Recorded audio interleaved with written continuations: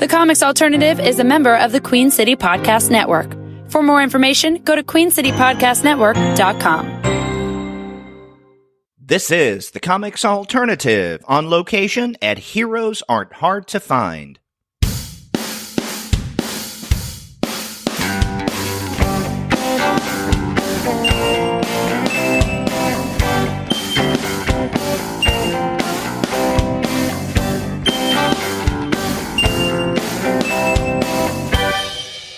Hello, and welcome to another episode of the Comics Alternative on location. I'm Derek. And I'm Mike. We are two guys with PhDs talking about comics. That's right. And it being an on-location show, you know that we're back at Heroes Aren't Hard to Find.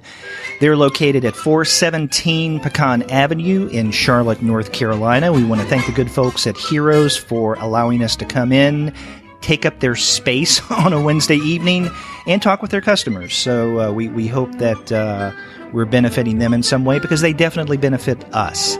So if you're in the area, definitely check out Heroes Aren't Hard to Find, 417 Pecan Avenue. So here we are, the beginning of September, and I'm hoping that with September we can do what we've been intending to do for the past 2 or 3 months, and that is go to kind of a twice-a-month routine. And we should mention that this is the first episode that is going to be a part of the Queen City Podcast Network. That sounds great. We're here in Charlotte. We're talking to podcasts in Charlotte. That's right. So we want to thank the good folks at Queen City Podcast Network for bringing us into the fold, and we look forward to a fruitful relationship. All right. Make mine marvel. Make mine marvel. Okay, and speaking of which, let's use that as a segue. Mike, I know that there are some things in particular. Oh, well, we should mention before we go into that that we have a couple of customers here. Zig, who is a regular. How you doing? Doing all right. And Brian. Yes. Brian. Hey.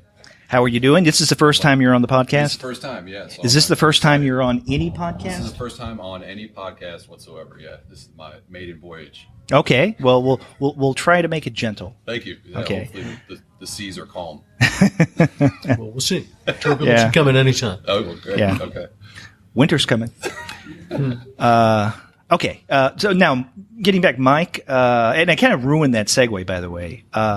You said make mine Marvel, and I know that you want to talk about Marvel in particular, maybe using a recent release as a springboard? That's right, yeah. I thought I'd talk about the Return of the Fantastic Four and use that as kind of a springboard for a few thoughts about the legacy of classic Marvel.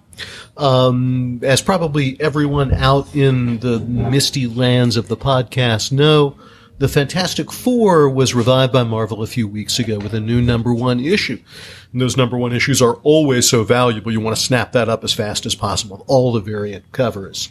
And I think it's an interesting moment. Of course, the Fantastic Four in 1961 begin the real era of Marvel Comics as created by Stan Lee and Jack Kirby, or if you prefer, Jack Kirby and Stan Lee. We'll have a little bit of discussion of that as we go along.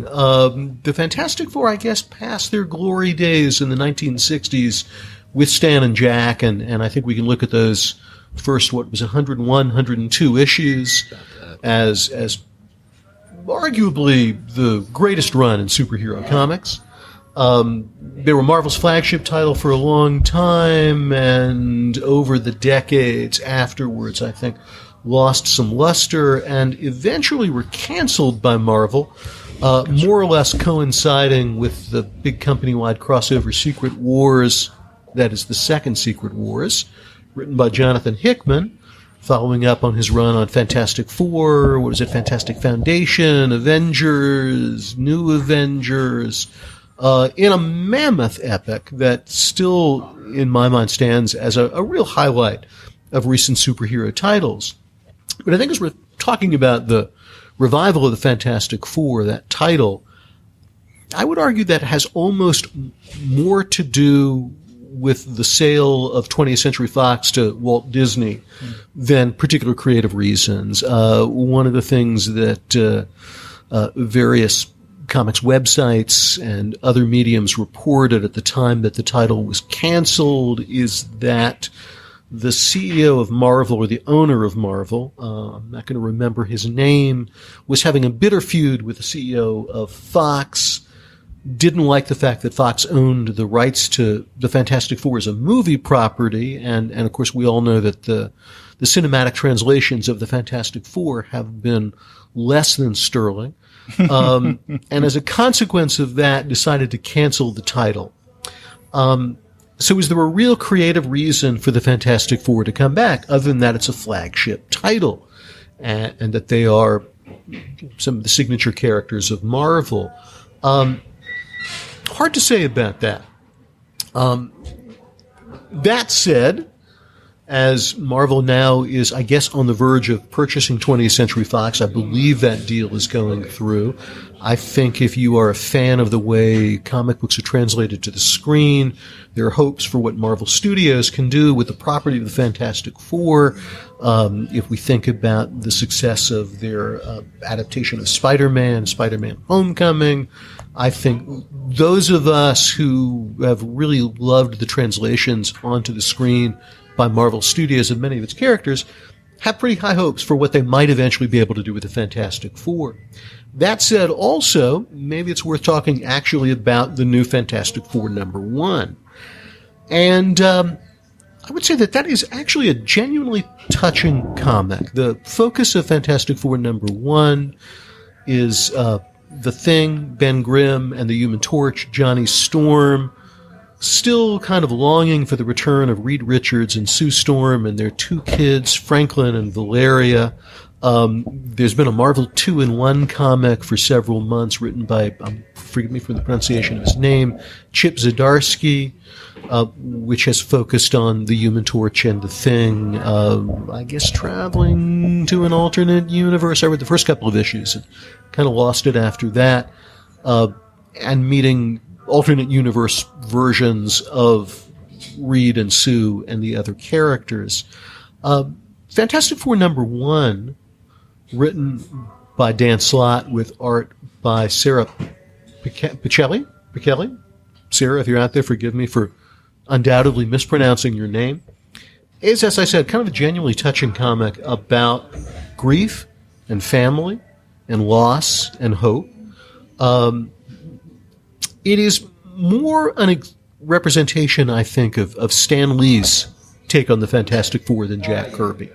And here's where we get into kind of the vexed question of separating, in the early years of Marvel, what Stan brought to the comics and what Jack brought to the comics, and who deserves credit. But we go back to those early issues of Fantastic Four and kind of the family soap opera, the melodrama of heroes facing real-world problems, being evicted from their headquarters in issue 9 of the original run because they can't pay their bills.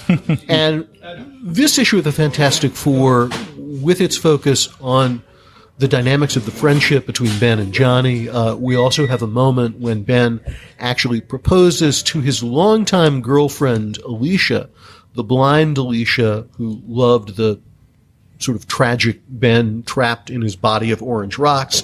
Let us pause for a moment to ponder if his entire body is orange rocks and what that means for that relationship. That was a question I thought. Why did you have to go there? Well, I just have to go there. That was a question I thought a lot about as a kid. And maybe I should just stop at that point. Okay. We're going down a bad road. This is like the comics alternative After Hours. Yeah.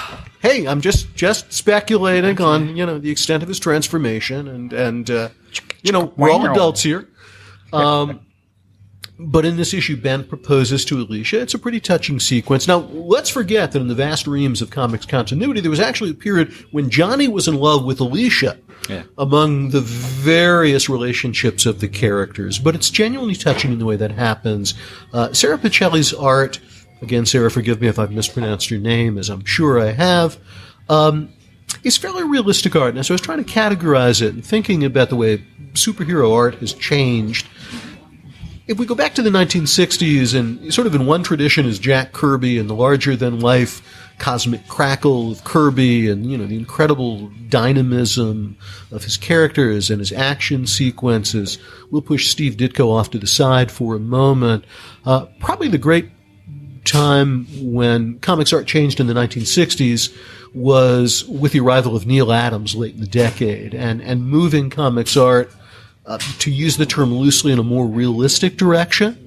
Less exaggeration, less cartoony. Sarah Pichelli's art is really in that tradition. And while there are hints at the end of the issue about great cosmic repercussions to come, most of the issue is really focused on family drama. And it does so in a way that's touching and engaging, as we think about characters and maybe the way we turn in fiction to kind of parallels to our own lives and our own family relationships.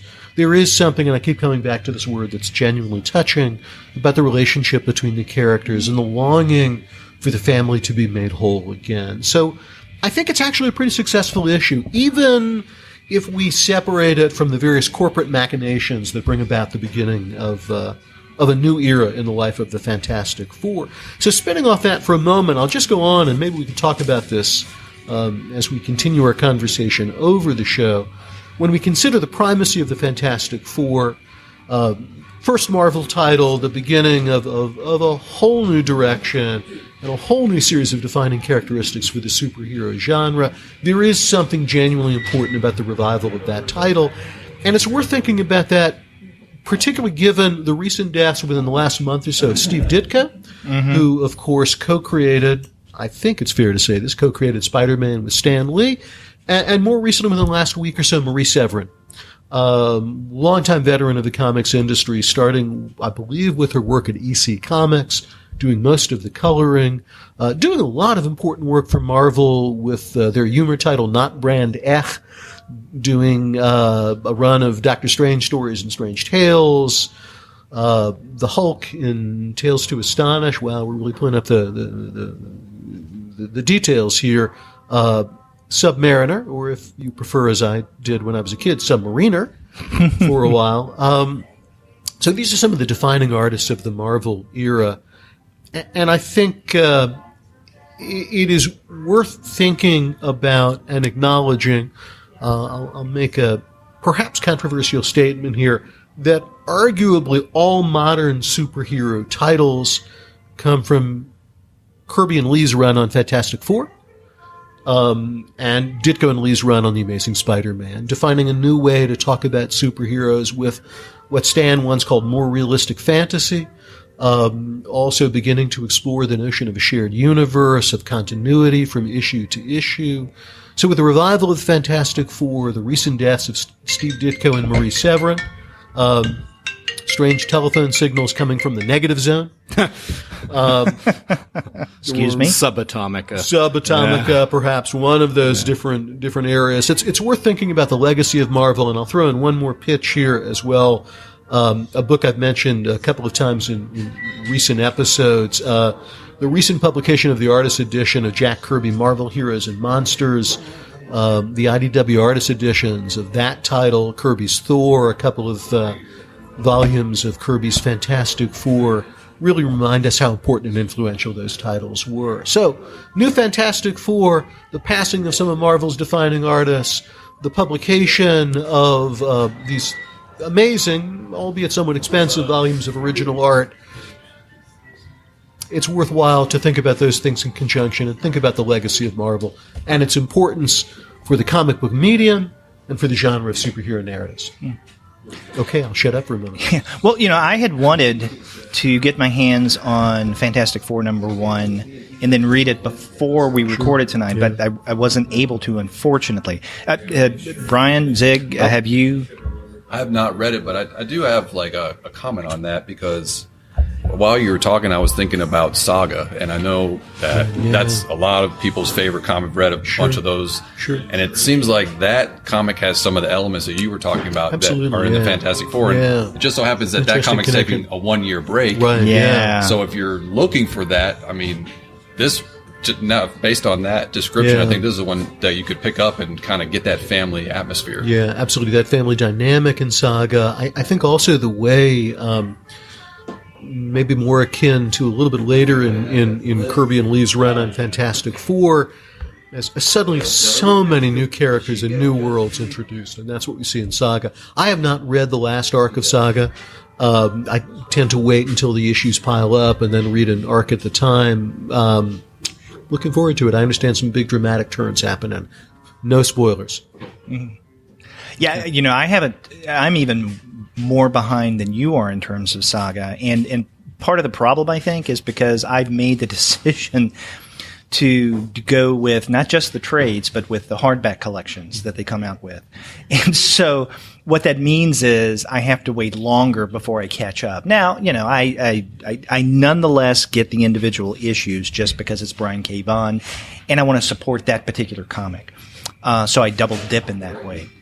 I still am way behind in all of that. But now, Zig, did you read that I loved Fantastic Four number one. I could not wait for it. No, I did not go crazy on the variant covers. I just got the standard one. How many variant covers were there? The short answer is an infinite number. It was crazy. It was a and of course also all the reprint issues as well, with significant issues of the title. Yeah. But well, I mean, I did finally manage to get a fantastic, one of the reprints of Fantastic Four 48 to starting the whole Galactus Silver Surfer Watcher saga, which I greatly enjoy. But I agree with you. It's an incredibly touching story. Yeah. Did it have an action scene? Like, was there a battle, or was there a confrontation always, there? Yeah. Okay. I mean, the Human Torch goes a little bit nuts at one point. Right. Yeah. Not much, though. I mean, we're not talking Kirby we're not scale. talking cosmic battle here, but we are talking. Yeah. We're not talking a European, drawing room movie here. We're talking. Clearly the Human Torch gets up, and he and Ben go at it a bit. But it is wonderfully touching, and I'm very happy to see Sue and Reed still alive. Right. Though, one of the points that I will point out about the legacy of Marvel is, if you think of Schrodinger's cat, right now every character in the Marvel universe is both alive and dead in some story arc somewhere. Yeah. And worse than that, they're in sort of like every superposition in between. So, I mean, you've got some story arcs where... Said. Good analogy. Yeah. I mean, it's like they're, Reed's a good guy, Reed's a bad guy, Reed's a... he has a beard. He doesn't have a beard. 8-year-old African-American science genius. It's like, what the hell? Okay, depending on which story you're in. So, speaking of that, I'll throw in a little plug for old graphic novels worth checking out, talking about Reed and Sue and all the other characters, and so many different versions of those characters, and that just brought to mind a graphic novel from probably at least a decade ago, James Stern and Guy Davies' Unstable Molecules, which is a retelling of the Fantastic Four from the perspective of historically accurate late 50s, early 1960s, real scientists, real people, with a comic book version in the background as well. I don't know why I thought of that and why I had to throw that in, but I did. Well, that's one of the parts of, I guess, as Zig put it, the Marvel legacy that I'm less than pleased with. It's one thing when one or two characters between the big two die and then come back to life through some fantastical means one way or another. But when everybody dies and then comes back, or anybody can die and come back, then that becomes old hat. And, I have to say that I'm much more of a DC than a Marvel guy. I wasn't overly pleased with the death, the quote-unquote death of Batman. Definitely didn't like the death of Superman. And so when you have, let's say, Johnny Storm, who, a few years ago, I guess, died and then came back. About a dozen issues. Yeah. And then Captain America, you had something similar going on. I thought that was handled. I don't know. I'm a Brubaker fan, so I was somewhat okay with that. But again, I mean, when all of these characters can die and can possibly come back, it's like having your cake and eating it too. And I know it's part of the genre. And so it's become a narrative convention. Right. It becomes part of the formula that readers get used to. Nonetheless, there's something about it that grates on me. Well, I think it's, the only way that I conceptualize it is that it's, the universe is too big for just one interpretation. Mm-hmm. So again, you've got Spider-Gwen that happens in an entirely different universe from the whole Gwen Spider-Man. Stacy thing is I think, a shining example of the things that bug me. I mean, she died. That's it. There was that snap. So why bring her back as a clone? Why bring her back as Spider-Gwen? Why bring her back, Well, we can separate out creative reasons from commercial reasons. Yeah. And it's clearly commercial reasons that are predominating. Oh, yeah. Do you guys think, do you think the era of alternative identities in superhero comics is kind of coming to a close now with Captain America coming back to his kind of normal way of doing business and Thor coming back to his regular identity? Yeah. Do you think they're wrapping up those storylines and maybe moving forward? I think only for the time being. Okay. I mean, what we're looking at is, and this is one of the things that sort of fascinates me as a scholar of the field, is that tension between commercial imperatives and creative ambitions. And anytime you can kind of shake up a character for 12 issues or 24 issues and draw attention to that, because you gotta keep the stories coming. They're commercial properties. They can't ever die. They have to meet. And it drums up relatively sales. Viable, and it drums up sales. Yeah, you can go back to the 1992 Death of Superman narrative epic, and there's a quote by Mike Carlin, the editor at the time, saying, well, we just wanted to call attention to Superman. And I think those are the reasons as well. I will put in a plug for an essay that I wrote about the convention of superheroes dying and coming back to life, published in that best-selling journal, Michigan Quarterly Review, many years ago. I know everybody's rushing out to get a copy if you can find that. Your local library. Your local library. You might be able to find it somewhere. And I was fascinated by the idea of this convention now of heroes dying, being gone for a while, being replaced, coming back to life. And I think to me that really represents that tension between creators actually wanting to do something to the characters and shake them up. But I feel like, okay, we have to bring Captain America back.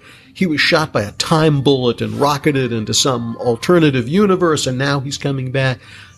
It seems to me you can almost feel a kind of creative exhaustion when that happens. Mm-hmm. So the creators sort of surrender and say, all right, I got to make sure that he's viable for the next movie or whatever the next adaptation will be. When that happened, I mean, the movies were a pipe dream. Right, yeah, okay. Yeah. And then we'll get to the point when, okay, it's time to shake things up again. Let's make Thor into a frog or a billy goat or whatever the hell he will be. Or a woman. A woman, yeah, right. Which was a great series, actually. And I think that long-running narrative has been handled, I think, very well.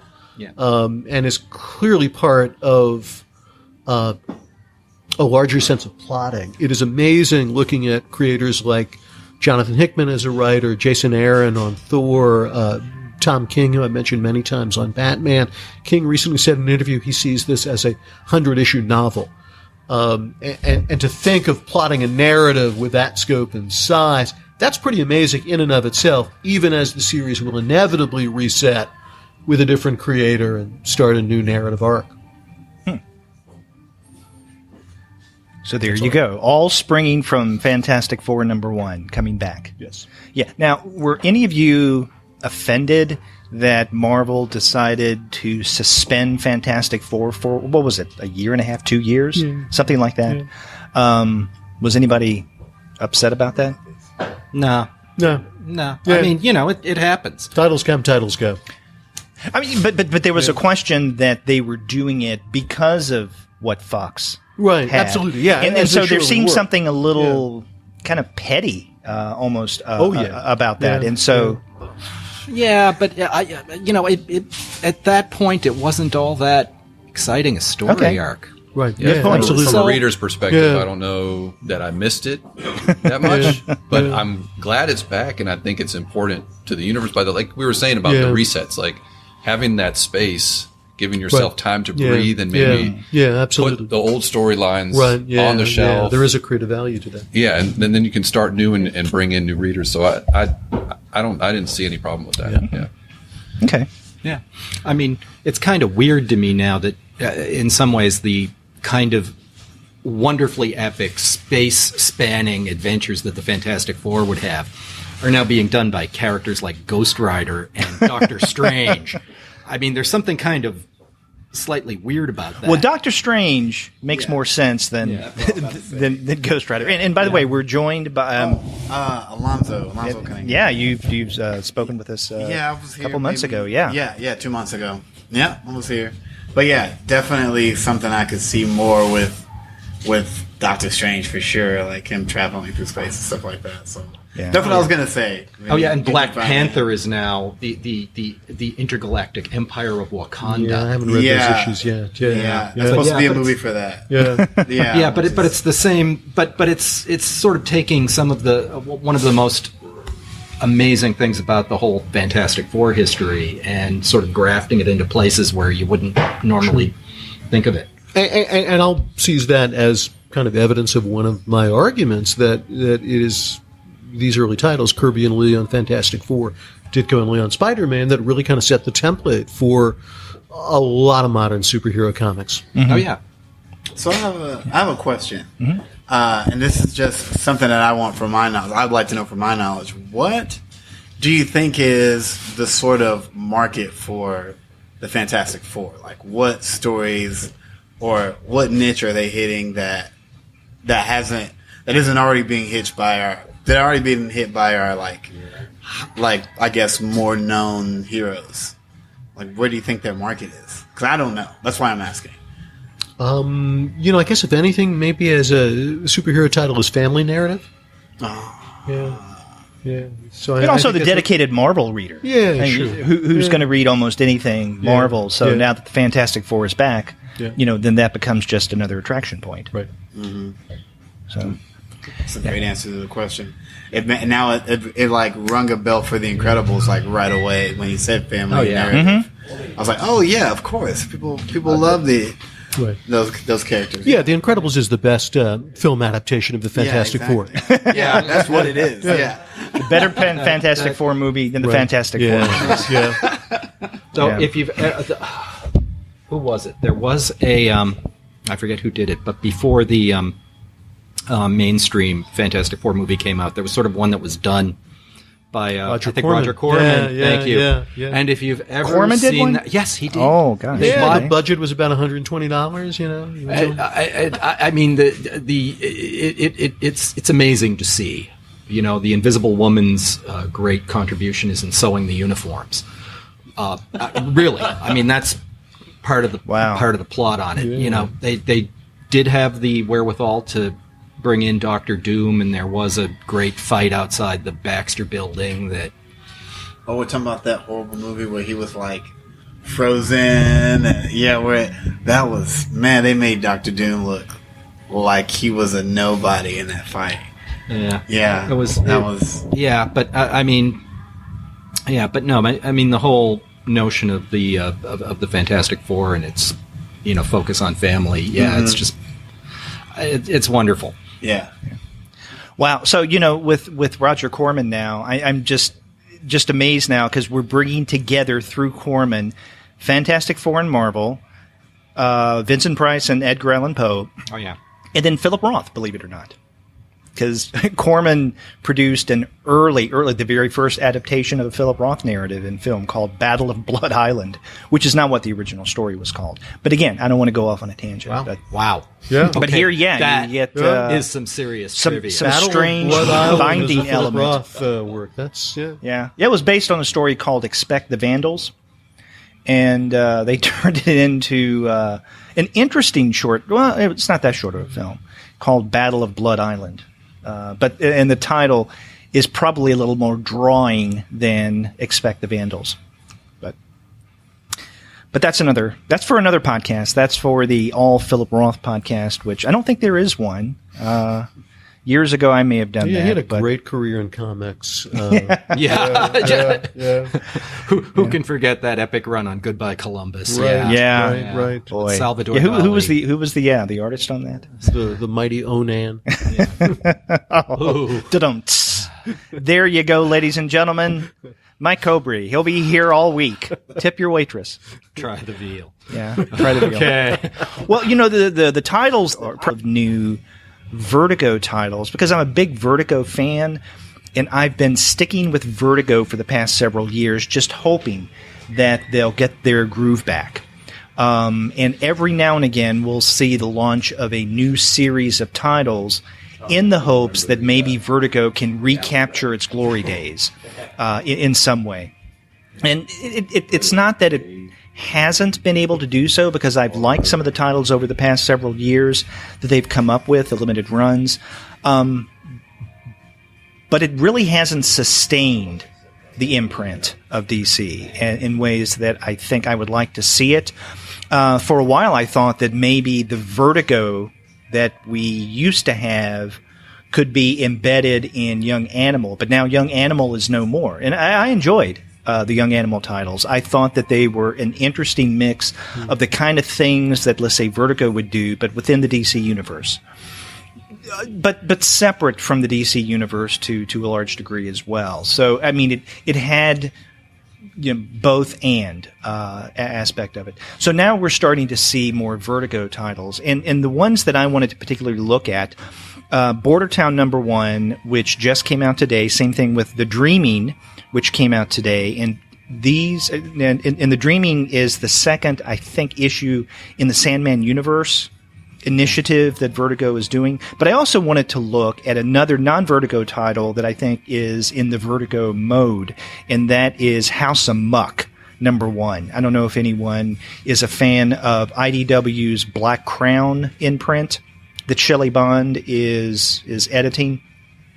In many ways, I think Bond is trying to, who used to work for Vertigo, is trying to capture the spark of what Vertigo used to have in some of the titles. And in House of Muck, which is written by Christopher Sebela and drawn by Shawn McManus, the first issue I think is really interesting, and it's catching. I always, when I look at #1 issues, I ask myself, is there enough here for me to ground the narrative? In other words, do I understand enough of what's going on? I can still have a lot of questions. And does this issue and its enjoyment and my appreciation propel me into issue #2? In other words, do I want to pick up an issue #2?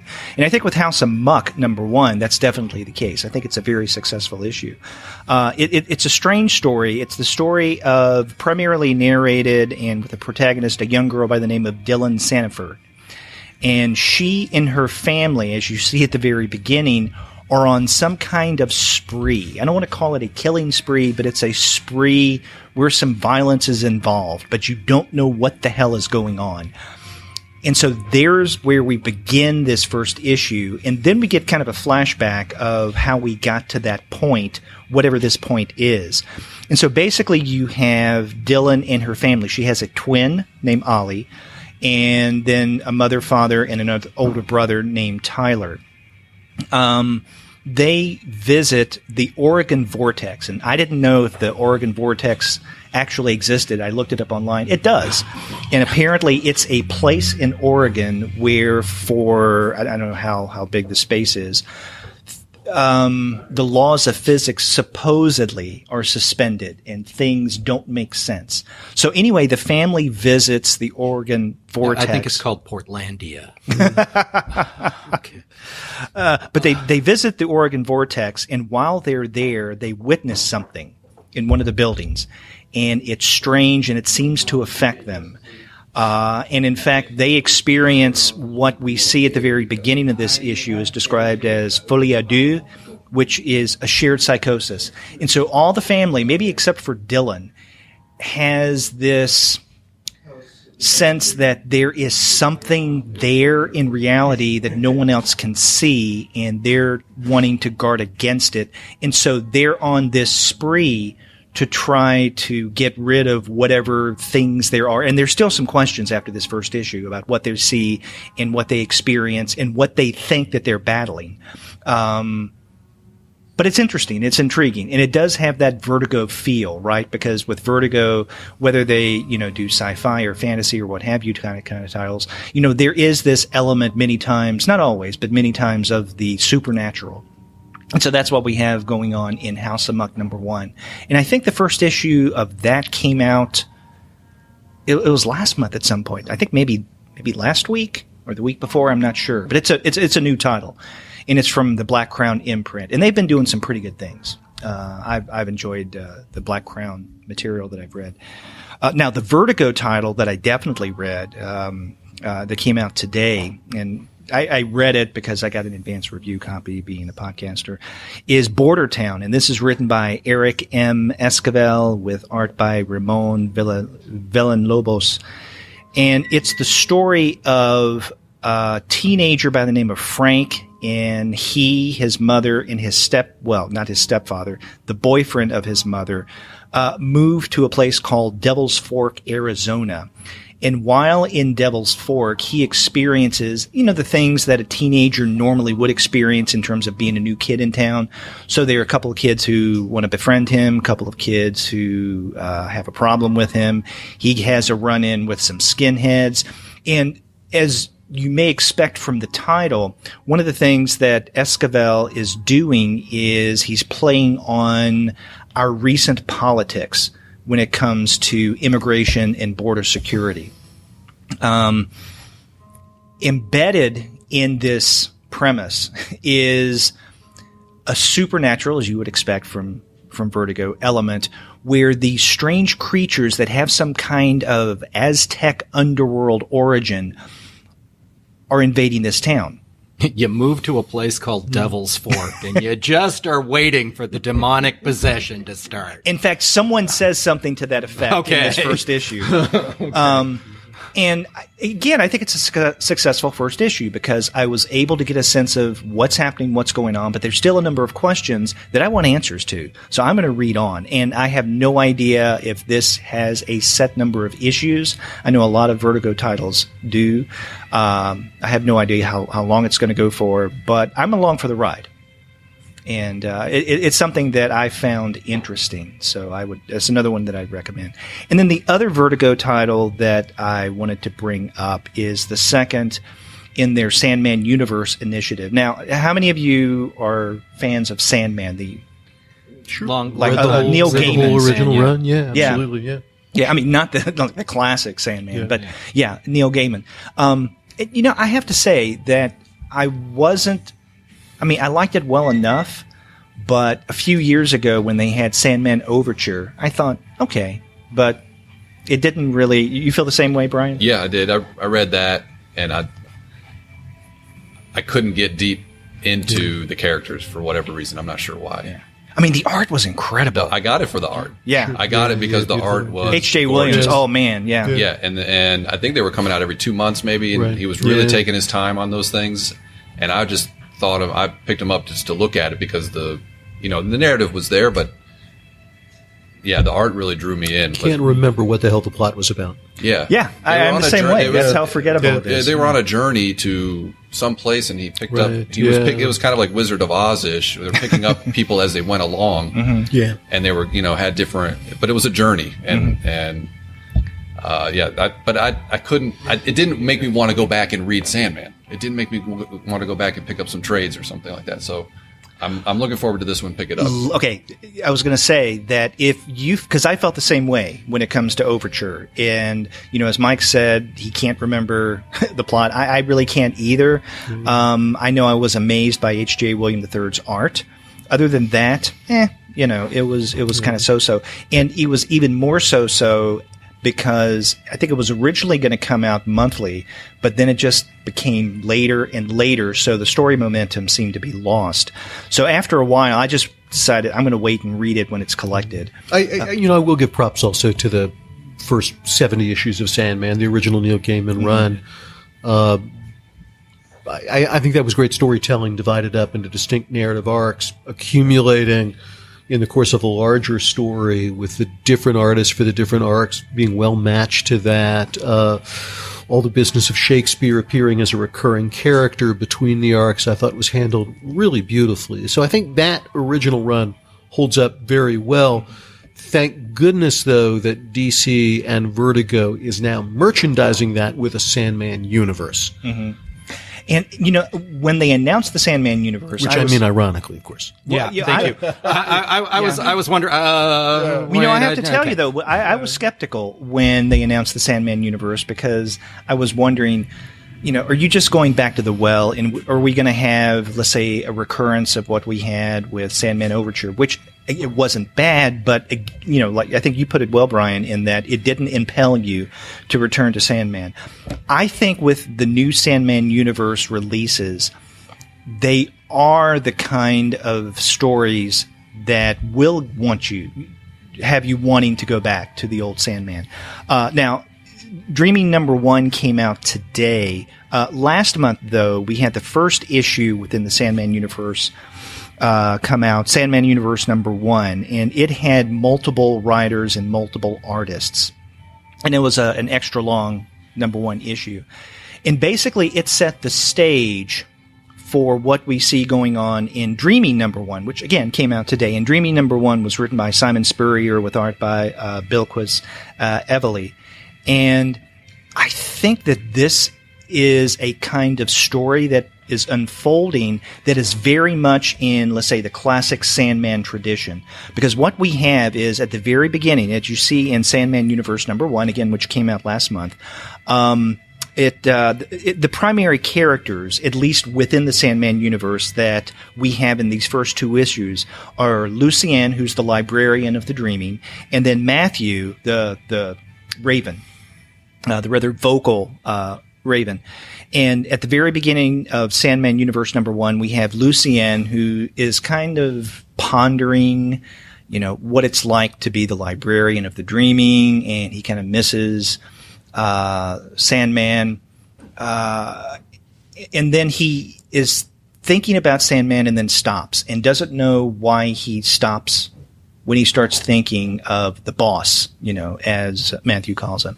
And then Matthew comes upon the scene, and then, what's his name? Merv, the Pumpkinhead guy, comes in and says to Lucien, we got a problem.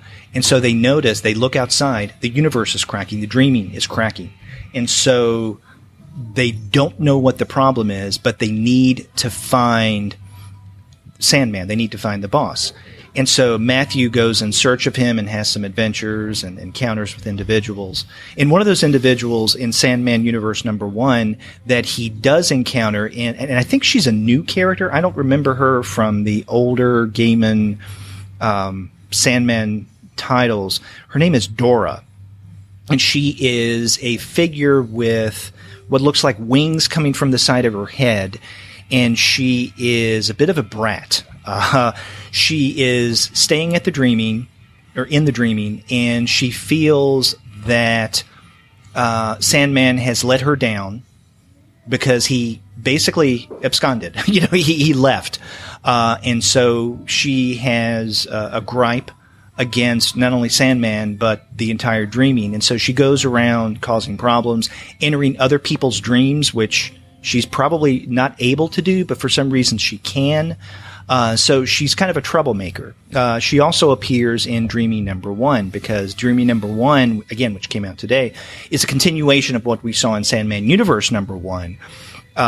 There is this big crack in their world, and in Dreaming #1, not only is there a crack, but there's a crack where these kind of faceless creatures, humanoid creatures, are coming out, and they're not really doing anything, but they're infestating the dreaming. Well, faceless creatures coming out. I mean, you're going to start wondering what the heck's going on. Yeah, here. exactly. So Merv is trying to gather them up and corral them and make sure that they're under control. Dora, on the other hand, wants to use at least one of these creatures for her adventures, causing trouble within the dreaming. And so that's where we are in the first 2 issues of the Sandman Universe. And we're also, I mean, we see some of the usual suspect characters. Eve plays a role, a very minor role. We see Cain and Abel, and of course, Cain keeps bashing Abel. Abel wonders where his pet small dragon is. So we get a lot of these characters from the past classic Gaiman. And it does strike me, Brian in particular, that if you read these, I'd be curious to know your response. Do these have you wanting to go back to look at the older Sandman in ways that Overture didn't? Yeah. I'll have to check those out. Mm-hmm. Yeah. Good stuff. All right. So there's my pitch for Vertigo. And the only thing I've been dying to point out is Dora, of course, is Greek for gift. Pandora was literally all gifts. So, just putting some of that classical education to work here. Okay. I wonder how it'll pan out. Yeah. So what are you guys reading? What are you picking up? I mean, Mike and I have talked about what we've been interested in lately, but what about the rest of you? I'm deep into this Scott Snyder stuff on Justice League, to be honest with you. Mm-hmm. Yeah. I'm like dying for every issue of that. So he's my guy, and I went through all 52 of his Batman, and I've tried to pick up everything else that he's put out. Just I'm loving the epic scale, and I'm loving the team dynamic there that he creates really fast. And and it's a book that's moving extremely quickly, so it keeps you turning the page. Really enjoying that a bunch. And then on the slower end, I'm a DC guy too, but I'm into the Batman stuff, and the Tom King thing is just really loving it because it's less superhero-ish. Right. You know what I mean? Yeah, absolutely. Yeah, and so I'm just digging that. So I got kind of the both sides of the definitive Batman Catwoman romance. Now I'll try to refrain from inappropriate references here, but it's there. Yeah. So those are probably my top 2 right now that I'm really digging. Yeah. So I guess I'll just do 2 too. You could do more. Okay. Well, first thing I guess I'm reading is Ninja Turtles. I wore a Ninja Turtle shirt, so I guess I should say something about it. It's like I think it's volume 3 that didn't get fully done, but now it's getting a reprint and they're finishing it out. Finishing the series out. So I've been reading that. Just like some really violent turtles. I mean, on the first one, you had Donatello looked like he was blown to bits in the first issue. So that's what caught me for that first one. And then I've been reading webtoons. One webtoon I'm reading right now is a horror collection. Yeah, a vault of horror. Really reminding me of like the old crime and suspense stories. It's just like a collection of like scary stories, and they just set it up really interesting. On the first issue or the first story, they set it up where there was this kid in like an abandoned hospital trying to get footage or video footage or camera footage for like a story that him and his friend were writing. And so he's talking to his buddy on the phone, and then it like goes off. And then the guy is still getting emails from the kid that was at the hospital. And so at the end of the story, you find out that he was pretty much abducted. And every story after that is being sent from this kid who's like in this hospital right now.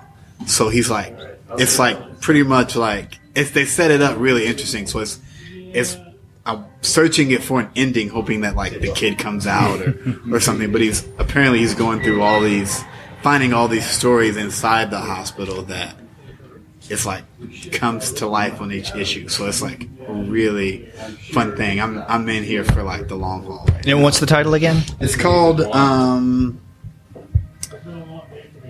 The Vault of Horror, a collection of nightmares. Okay. Yeah, and that's on Webtoons, and that's really fun. I think it's at right now it's at 23, and I've read to like 9 or 10 so far. So like, I'll have to check that out. We do a monthly show devoted to webcomics, and we've looked at some Webtoon material in the past. Maybe for our October show where we look at horror webcomics, that's something that we can check out.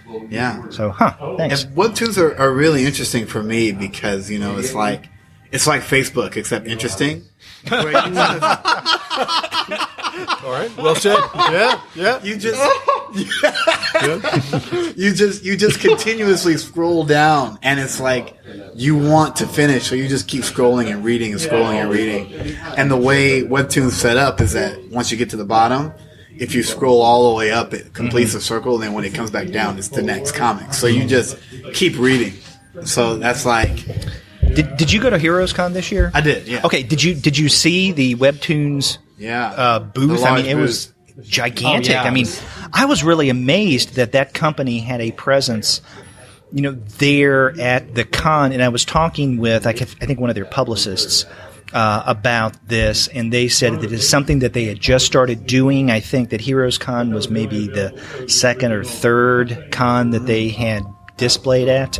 But they had quite. Did you see it, Mike? I'm afraid I didn't. They had quite a big setup. In fact, as you came down the escalator and entered the floor proper, it was to the right, way to the right. Yeah. It was where a lot of the tables are for people who do more crafts and illustrations on demand, and where they used to set us up when we had a table there at the Comics Alternative, than where Artist Alley proper. I would say, yes. But, yeah, I mean, they had a lot of people there. They were giving away some swag. Yeah. I didn't get any swag. The fandom for it was like, it's like huge. Like, there was a lot of stuff about it that I just had never even heard of before. Mm-hmm. And I didn't even download the app until I talked to someone from the booth. So, like, now that I'm in there, I guess, because there's a lot of, like, I guess, really popular, like, characters that come from Webtoons, and I didn't know any of it, and it was plastered all over the place. I haven't seen kids walking around with some of it on, and so I guess I gotta put a face to the name, I guess you could say, is what I ended up doing at that booth. 50 years from now, there will be the Webtoon Cinematic Universe. Yeah, and there'll be a storefront for it just for Webtoons, because a lot of that stuff I don't even think you can, because it's all independent writers, so, and they're all like just on one app pretty much, and so you have to, like, I guess, search that artist and that story to find like gear for them. But at this booth, they had it all right there, so people had a ball being there because they didn't have to search so hard for all the stuff that they've loved. So it's really cool. Cool. All right. Well, Zig, what do you? I see you have a stack here. I got a stack. I got my stack. Okay. A couple of things I'm loving. I'm loving Star Wars Dr. Aphra. There's a really nice arc going on there with both a love story, a heist, and an escape story at the same time. I'm serious. It is. It's kind of. I'm like, keep ratcheting it up. Yeah, it's wonderful. Paper Girls. I love, the setup of Border that you were talking about sounded a lot like the initial setup of Paper Girls to me. You're not sure what the heck's going. Border Town, thank you. You're not sure what the heck is happening, and but it draws you in, and I'm still in it, and I'm liking the way that's going. And the thing that I am happiest about this summer is the reissue of the Ballad of Halo Jones. Because the first volume came out not too long ago, right? Yep. Now we're at volume 2, an utter classic. Alan Moore, Ian Gibson, and now new colors by Barbara Nocenzo. Where did she go? Out. What did she do? Everything. It is one of the definitive classics of British science fiction comics. Alan Moore before Watchmen. And I just love the darn thing. Mm-hmm. Also, it's just wonderful because it focuses on a woman who goes out and has these great, this odd combination of galaxy-spanning adventures and quite personal problems where her robot dog wants to kill her. Watch out for those robot dogs. Watch out for those robot dogs because he's spurned, because she spurned him. Volume 1 is really great. It takes place in this dystopia where going shopping is a military campaign for all effects. You've got to go out prepared to make your connections, or you've got to be prepared to fight your way back. It's great. So that's, of course, Fantastic Four #1. As well as the basic collection of, Marvel stuff I usually read. I should read the Fantastic Four #1. I guess I should take a look at that. At least try the first issue, like you were saying, and look for some things that I like. I should probably do that. Yeah. Yeah. You have instilled in me a desire to try out Sandman again, because I had the same reaction as you the last time. I was like, maybe not. Maybe it's played out. But I would like to guarantee to you that when you read, at least for me, the first 2 issues with this Sandman Universe initiative, it has that feel of the old Sandman. I'd like to guarantee that, but if you read it and it falls flat, then I seem like a schmuck. No, it's a personal thing. You got to give it a few issues. Yeah. So you were telling us about the I guess Vertigo. Are those two, the Dreaming and the Sandman Universe? Are those something that you have to like sort of read together? Because I know nothing about Sandman. Yeah, I would recommend. I mean, I think it's possible to read Dreaming #1, which just came out today, on its own. You'd get much more out of it if you go back, and I'm pretty sure I would guess they have the back issue here, in getting Sandman Universe #1. And there are going to be other titles within the Sandman Universe initiative, if you want to call it this. I can't remember how many more, and I don't know how many will be connected. But we'll see. I mean, maybe all of them will be connected one with the other. They just go by different titles. And so in that way, I think it's somewhat similar to what we see going on within the superhero universes, right? Absolutely. We have each individual title with its narrative line, but they nonetheless kind of connect or converge all into kind of a larger story. So maybe there's something like that going on, I would guess, with the Sandman Universe titles. Okay. And apparently Gaiman I guess he's plotting things, but then each issue has either writers or a writer or writers. Like with Sandman Universe, there were multiple writers. And in fact, with Sandman Universe, Simon Spurrier, Dan Waters, Cat Howard, Nalo Hopkinson, and so those are the writers. And for the Sandman Universe #1, and then Simon Spurrier was the single author writer, I guess, of the Dreaming #1. So we'll see how the other issues come out and how they're done and how they may all connect to this larger storyline of the crack in the Dreaming. Okay, that is a very compelling image to me. Mm-hmm. Yeah, just you talking about those two stories and like how they sort of connect together made me want to read it, because it's something that I'm really interested in. I guess another world invading, and I like one world, but through like sort of, I guess like magic almost, or I don't know what it is, but from what you're saying, it seems like and we don't know I'd what love to read. Yeah, and we don't know what caused the crack. We don't know what's on the other side of the crack, outside of these kind of faceless, mute creatures, humanoid creatures that keep coming through, and we don't know if they pose a problem or if they're just more of a nuisance than anything. Sounds like they're kind of chill. They're just like... Well, they seem to be kind of chill. They're not killing anything. They're not killing anything. They're just, kind of sitting there, faceless and threatening. Who knows? I'm not sure that we have not experienced in our world a crack and an invasion from another universe. Oh god. Yeah, they're pretty violent though. Yeah. You can tell. They would be, yeah. They've got a standard uniform of red caps and lack of teeth and atrocious spelling. Okay. But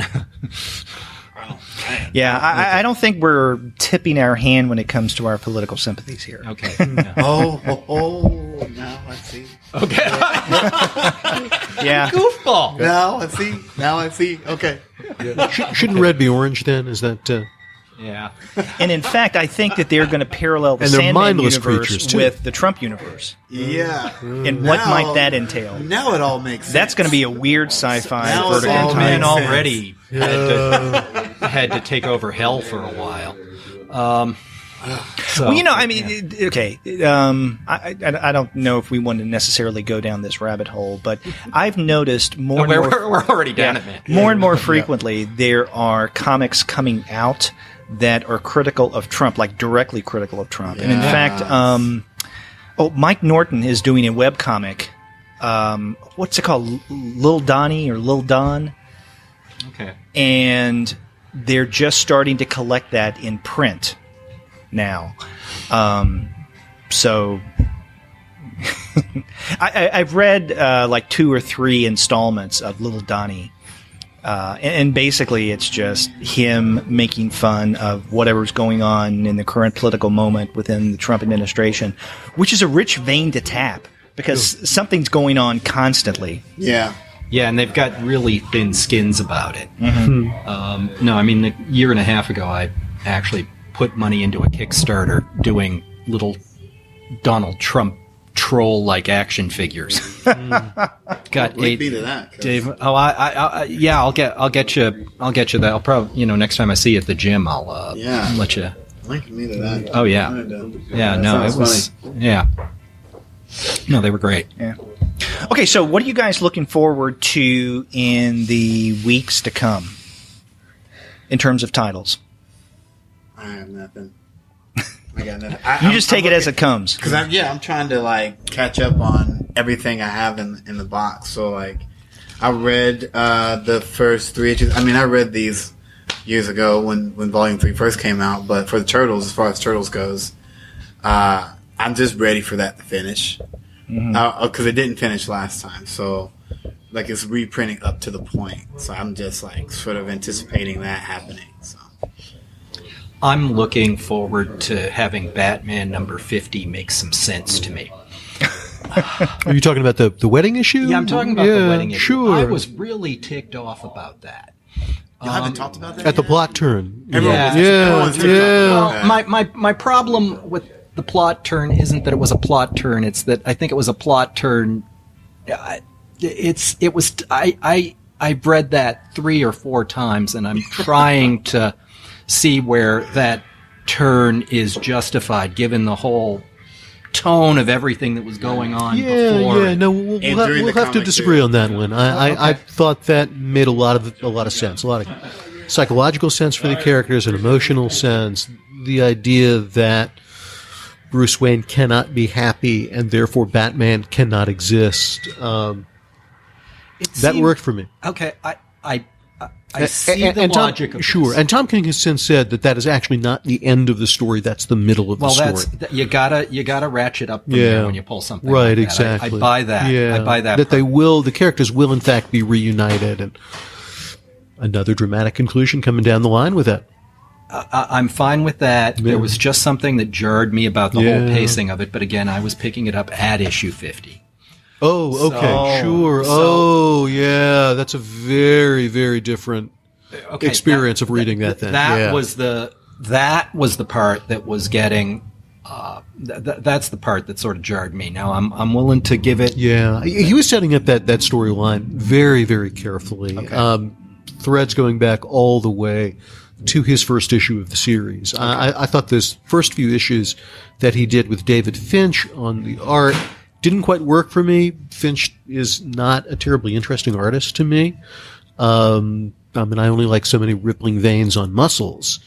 Yes. But I think that Tom King's been building up a long-term narrative, and to jump in at issue 50 is to have missed a whole lot of setup there. Okay. And I think there's a lot more to come. So it's worth checking out. I think it's a terrific run on that character. But that was a pretty heartbreaking issue. Yeah. It was. Yeah. Because I felt like... I was looking at that as an omen for my own relationships, and it was very bad. And deeply accurate, too. I felt like that alone, like, we talk about it being like a twist to the story. I felt like that was going to be a twist. Like, Batman's get married? Like, I'm in this now. Sure. But then it didn't happen, so... Like, I guess I'm thinking the same thing like you, like... Well, we both started at issue 50. I want to see how he does this. Right. Yeah. Because, like this thing says, like, he hasn't been happy. It's worth checking out those earlier issues. And, of course, I think we get to the point there where how can you make a major change in a character like Batman? Mm-hmm. Right. Yeah. You have to keep that character viable in the basic sense, for other creators then to take up the character and make their changes within their own limited arcs on the character, and then kind of reset everything back to the status quo. And I think that's the basic challenge in superhero narratives, because you're dealing with commercial properties. Mm-hmm. Brian, what are you looking forward to? I More Justice League? Yeah, I guess, I have actually just given up on previews altogether. You don't even look at the catalog anymore? I don't even look at the catalog anymore. I come to the shop, I come to Heroes, aren't hard to find, and I just browse now. So I'm looking for something to catch my eye, and looking for a writer or looking for a cover that's really cool. Maybe someday I'll go back to the previews and kind of scan and look, but it just, at this point in my readership of this stuff, I like the spontaneity of coming in on Wednesday. Yeah. Talking with guys like this and just seeing what's out there, and then I'll pick something new up. And I mean, this is great because I'm looking for I got my superhero in one corner, and I'm looking to dive a little deeper into something offbeat. So yeah, I really appreciate the conversation today. Yeah. Well, in light of what you just said, let me, if you'll excuse me and allow me, make a little plug for the Comics Alternative, because if you don't look at previews anymore, then maybe an alternative is the Comics Alternative, because once a month, usually it's the first, I think this time it's the second Wednesday of every month, because I think previews comes out tomorrow, I believe. The one for September. Every month we take a deep dive into the previews catalog, where my co-host and I will highlight things that we're interested in. Whether we're going to get them or not is, it's not necessarily an issue, but something that we're either interested in or we think that our listeners may be interested in. The thing is, we don't highlight superhero stuff. Every now and again we'll mention it. But given the nature of the podcast, we look at the more alternative stuff. So if you wanted to check out more alternative stuff, then listen to those episodes. In fact, the preview episodes seem to be the most popular of the ones that we do. I look at the download numbers, and it's telling. So anyway, they come out either the first or the second Wednesday of every month. So check us out. And where do I find those? Those are online? Well, yeah. In fact, or on you're talking about comicsalternative.com. You got the bookmark. Yeah. Or, you can subscribe. I mean, subscribe is always great. Go to Apple Podcast. You can listen to us on Spotify as well, if you prefer listening to us on Spotify. And some people do. So anyway, there's my plug for the podcast. Yeah, perfect. Thanks. Well, Mike, what are you looking forward to? I'm looking forward to see what Ta-Nehisi Coates does as he continues his run on Captain America. Have you been enjoying that so far? First two issues have been interesting. If you ask me what happened in the second issue, I have a total blank on that, but that is probably more a reflection of my own limited abilities as a reader than the comic itself. Yeah, because I know you've talked about Coates a number of times on the podcast, and so I mean that's something that I guess you're excited about. Yeah, I mean I think that superhero comics, I'll argue again, are a writer-driven medium primarily, and the work of somebody like Coates, Jason Aaron, though. less than enthralled so far with what he's doing on Avengers.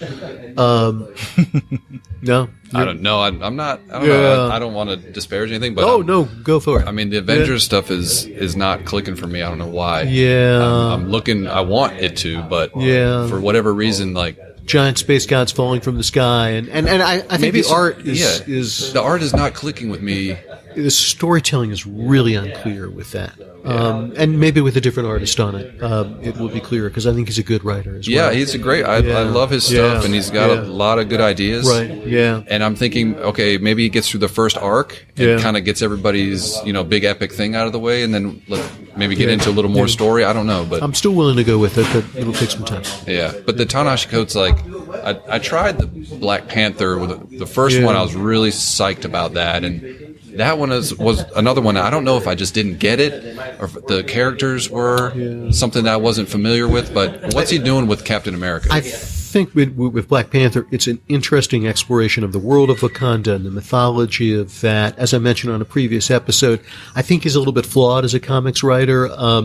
Really interesting stuff, but the storyline doesn't quite come together over the course of the typical 12-issue arcs in ways that I just think provides a satisfying reading experience at the end. Very interesting, but just doesn't build in the way that long-term comic narrative arcs often do. Captain America, I think, is interesting in the way that it picks up some significant elements from Nick Spencer's run on the character with the Nazi Hydra Cap, which I will still defend as an interesting twist on that character. Of course, we all knew he was never going to stay that way. The status quo always resets. And I think it's interesting that Coates is actually picking up those elements, and he's indicated, at least in interviews, it's going in some political direction. So I'm curious to see how that plays out. I dig the fact that he's doing Cap. Yeah. Just him doing Cap. Right. I think that's a really jazzed. interesting combination. I love the fact that Marvel's doing that. Right. I mean, that's a mainline character, and they're they're putting it with Coates, who's right. You read a little bit of Coates and you know what he's about. So absolutely. Yeah. So I think that's really going to be very interesting. Really interesting. Yeah. Well, we have a number of things that you guys are interested in the coming weeks that next time we come here, you'll have plenty to talk about. And we don't know exactly when. Mike and I haven't decided yet when our second September show will take place, but we'll be sure to get in touch with you. And in fact, if you want to be a part of I guess we have a Facebook community, well, not a community, but I just message everyone. Okay. So let me know after we cut off the mic, and I can get you into that circle. I want to thank everyone for coming in and talking on this episode. Really lively discussions. I've had a good time. And I want to thank again the people at Heroes Aren't Hard to Find. They're located at 417 Pecan Avenue in Charlotte, North Carolina. Definitely check them out. It's the best comic shop in Charlotte, bar none. That's Heroes Aren't Hard to Find. And if you want to find out more about the podcast, well, then go to our website and you can learn a lot more. We're comicsalternative.com. And if you go to our contact site, then you can leave us a voice message via SpeakPipe, which is always easy to use. Or you can contact us the old-fashioned way via your telephone. Pick up your phone and dial 4153-COMICS. That's 415-326-6427. You can also email us. We're 2guys@comicsalternative.com, or you can email me directly. I'm Derek at comicsalternative.com. And Mike? At comicsalternative.com as well. That's right, Michael at comicsalternative.com. You can also find us all over social media. We have accounts on Twitter, Facebook, Tumblr, Instagram, Google+, Goodreads, Pinterest, YouTube, Slack, and Discord. You can subscribe to the podcast through Apple Podcasts. You can stream us on Stitcher. You can also find us on Spotify, on TuneIn, on iHeartRadio, and on Google Play Music. But you can find every single one of our podcast episodes, as well as the reviews and comics-related commentary that we post on our blog, simply by going to our website, comicsalternative.com. So another on-location show. Our first for September, and I want to thank everyone for being a part of it. It was fun. New school year. Yay. Yeah. Excelsior.